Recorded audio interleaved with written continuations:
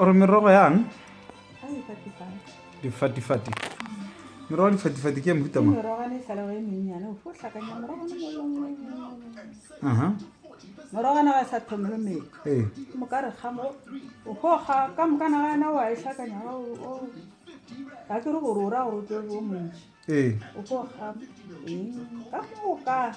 ole ka mo ka menyako matloane maroto mahlanye meshilila ditshidikwane mankoko ka moka wa hlakantšha ke moka direpelele thepe ke moka ke wa obelela wa dibja di bopa morogo ka mokana ga tsona go mmago go tse uelo mosana re bitša difatifati kare o ne o tlhakanya mo o hwetša go wa kga wa tšhela letšhatšhana dipotsa gore o molomo le wa go mohlala ke moka ke difatifati ta sa lebele sa bajo mos ka se baju ka bile le molantshe ga o tse o go alafile go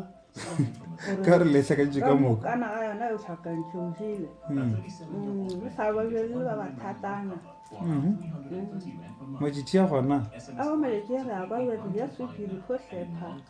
mothoko dukolo ga ba re fole o boleteng be le maletši ya makgwa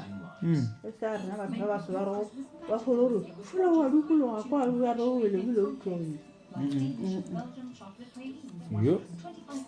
kana bana bana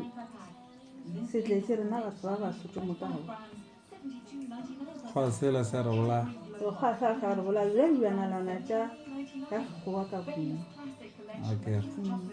rapper la tletša sa ba ene e di gone difatifati ga di belo so ga di fela di medile mara a re ke di bone ga ke ile go kgela magabaka ke a bona ke re ga no go direng like go ne nako ntse ya go mela di tswala ke mang gore di mele ka nako e so ao a khupilana mathomo le mathomo e mediša dimelana ka mokana ga tsone peo ya ntshitswa ka e go jwa mo fatshe mehlola ga modimo a di jalo ke motho peo ya ntse go tswa mo fatshe ka okwa